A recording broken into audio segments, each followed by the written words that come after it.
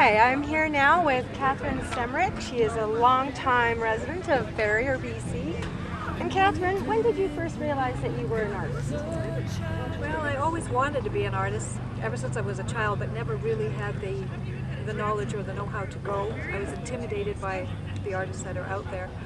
So it was about 8 years ago that I decided to try. I get the little craft paints from True Value, and my husband would cut me a board, and I'd go ahead and paint, and if I didn't like what I saw, I'd white it all out and go again. So some of my paintings are 3 or 4 layers thick, but totally self-taught. So Nice. Can you tell us a little bit more about what type of artistry you do?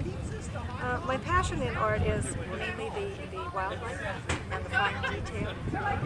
When I do an eye of an animal, I have to have it look like a glass ball. You have to see the shadows in the eyes. So one eye might take me 8 hours to paint, just the little eye of the chipmunk. But that's the fine, and fur, the fine detail. I'll pluck every hair out of a brush, so I have one single hair, and I will paint the hairs one at a time to get the detail. Wow. It's fun. What is it that inspires you to paint a particular subject? What inspires me? Well, when I first started to paint, I'm a registered nurse. I had a home for seniors, and it was a stress reliever. In the middle of the night, when one of the little ladies was up with dementia, I would go down to the basement room and I'd be painting. So each painting has a lady's name behind it or a man's name behind it and their age. That was the inspiration for that night, and depending on what I saw in my mind's eye, it might be the squirrel, or it might be, and it just came to me. It was fun. What other interests do you have outside of your painting? I sing. I play guitar. I'm self-taught with that as well. So it's Gordon Lightfoot finger-picking classical guitar. I used to sing in a band actually with Robin there for a little while. Oh. And, that was fun. I don't do so much anymore. I'm working full-time as a registered nurse now, outside of it. Are there any famous artists that have influenced your work? Oh heavens, there's so many.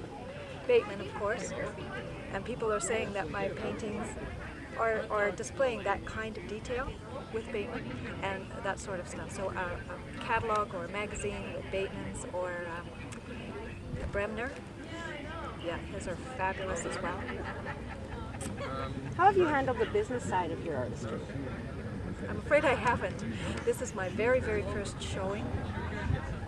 I'm still intimidated by it all because I don't know how to price things. I don't know the value of my own work.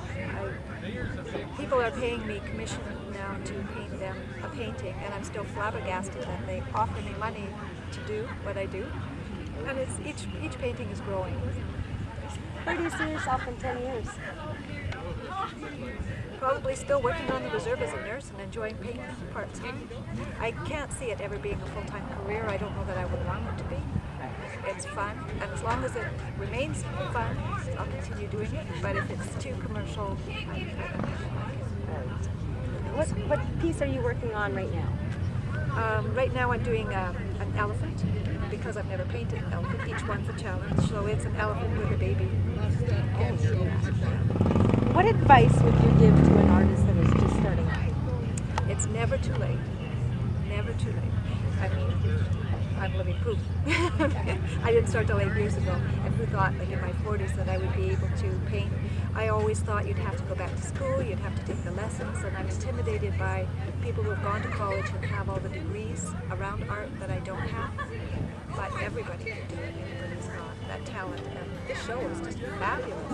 The artwork in the valley is incredible. It is. Thank you very much for joining us today, Katherine, and we will certainly be around later to check out your work. Thank you. Thank you.